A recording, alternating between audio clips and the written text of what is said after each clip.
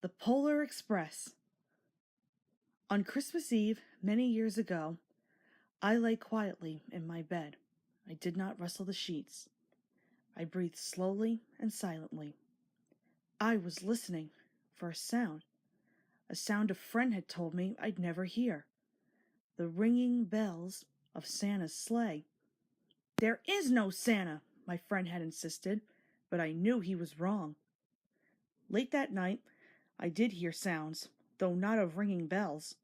From outside came the sounds of a hissing steam and squeaking metal. I looked through my window and saw a train standing perfectly still in front of my house.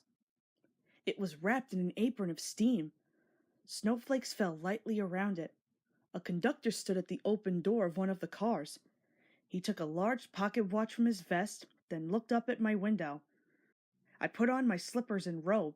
I tiptoed downstairs and out the door. "All aboard!" the conductor cried out. I ran up to him.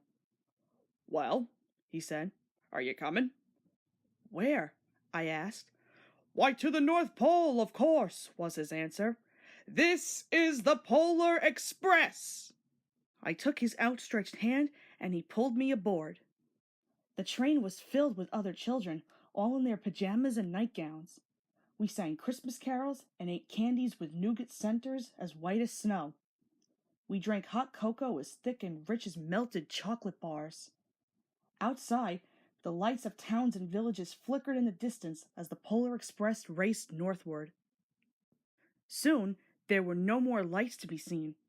We traveled through cold, dark forests, where lean wolves roamed and white-tailed rabbits hid from our train as it thundered through the quiet wilderness. We climbed mountains so high it seemed as if we would scrape the moon, but the Polar Express never slowed down. Faster and faster we ran along, rolling over peaks and through valleys like a car on a roller coaster. The mountains turned into hills. The hills turned to snow-covered plains. We crossed a barren desert of ice, the great polar ice cap. Lights appeared in the distance. They looked like the lights of a strange ocean liner sailing on a frozen sea. "There," said the conductor, "is the North Pole." The North Pole. It was a huge city standing alone at the top of the world, filled with factories where every Christmas toy was made. At first, we saw no elves. "They are gathering at the center of the city," the conductor told us. "That is where Santa will give the first gift of Christmas." "Who receives the first gift?" we all asked. The conductor answered, "He will choose one of you." "Look!" shouted one of the children. "The elves!" Outside, we saw hundreds of elves. As our train drew closer to the center of the North Pole, we slowed to a crawl. So crowded were the streets with Santa's helpers. When the Polar Express could go no further, we stopped and the conductor let us outside. We pressed through the crowd to the edge of a large open circle. In front of us stood Santa's sleigh. The reindeer were excited. They pranced and paced, ringing the silver bells that hung from their harnesses. It was a magical sound, like nothing I'd ever heard. Across the circle, the elves moved apart and Santa Claus appeared. The elves cheered wildly. He marched over to us and, pointing to me, said, "Let's have this fellow here." He jumped into his sleigh. The conductor handed me up.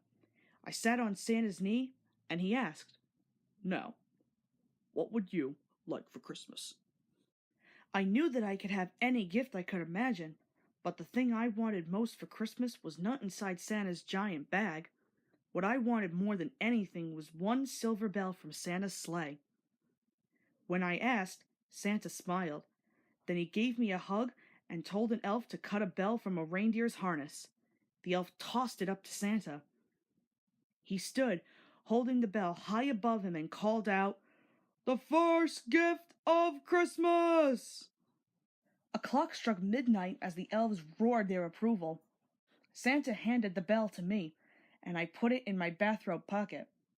The conductor helped me down from the sleigh. Santa shouted the reindeers' names and cracked his whip. His team charged forward and climbed into the air. Santa circled once above us, then disappeared in the cold, dark polar sky.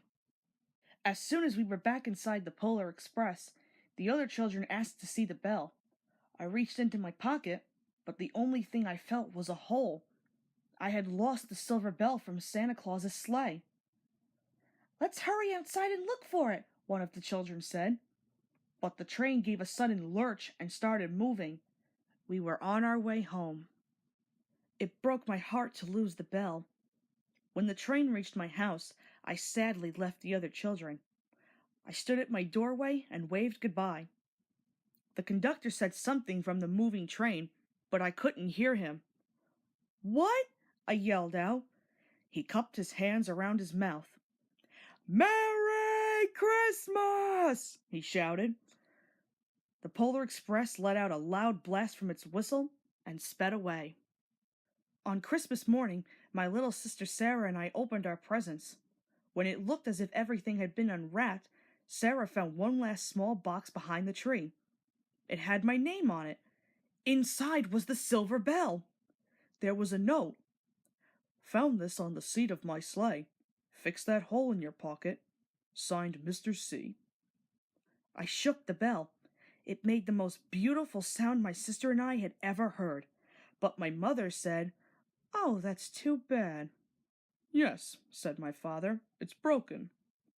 When I'd shaken the bell, my parents had not heard a sound. At one time, most of my friends could hear the bell, but as years passed, it fell silent for all of them. Even Sarah found one Christmas that she could no longer hear its sweet sound. Though I've grown old, the bell still rings for me, as it does for all who truly believe.